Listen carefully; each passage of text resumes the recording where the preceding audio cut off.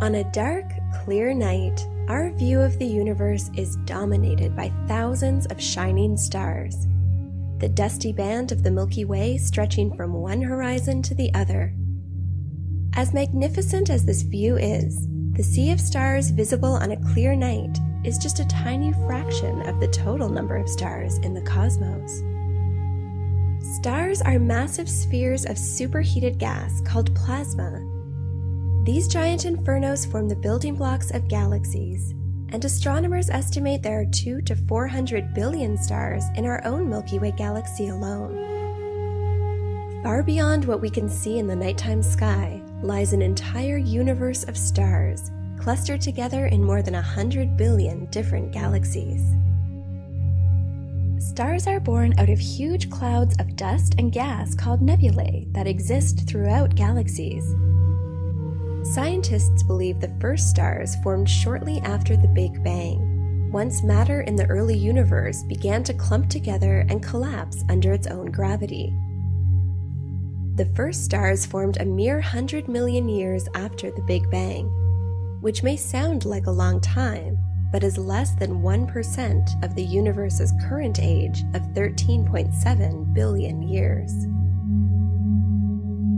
Some of the oldest stars in the universe are found in huge masses called globular clusters that orbit galaxies, including the Milky Way. Several hundred globular clusters may orbit a large galaxy, and the largest clusters can contain up to 10 million stars. At the heart of our solar system is our own star, the Sun, which was born 4.6 billion years ago and is a little less than halfway through its lifetime.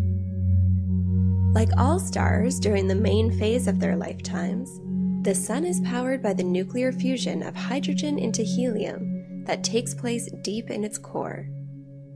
This process produces a huge amount of energy, the equivalent energy of about 4 trillion atomic bombs, each and every second. For an average-sized star like the Sun, this process continues for billions of years. What happens at the end of a star's lifetime depends entirely on its mass. When average-sized stars like our Sun have no more hydrogen fuel left to burn, they swell up to thousands of times their original size and become what are known as red giants. They then puff off their outer shells, leaving behind an incredibly dense core about the size of the Earth, called a white dwarf.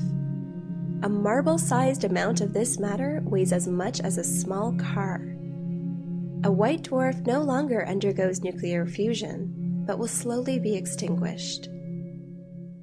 Stars several times more massive than the Sun end their lives in a much more dramatic fashion. Once they exhaust their hydrogen fuel, these giants collapse under their own weight, resulting in a huge explosion called a supernova that releases so much energy it can briefly outshine an entire galaxy. The leftover cores of these larger stars are further compressed into what's called a neutron star. The density in these cores is equivalent to crushing a Boeing 747 airplane to the size of a small grain of sand. But it's the demise of the largest of all stars that leads to one of the most bizarre objects in the cosmos. Once a star at least 8 times more massive than the Sun explodes in a supernova, its core is crushed even beyond the density of a neutron star, imploding into a single point in space. The leftover remnant is a black hole, which produces such a strong gravitational field that no nearby matter, or even light, can escape its pull.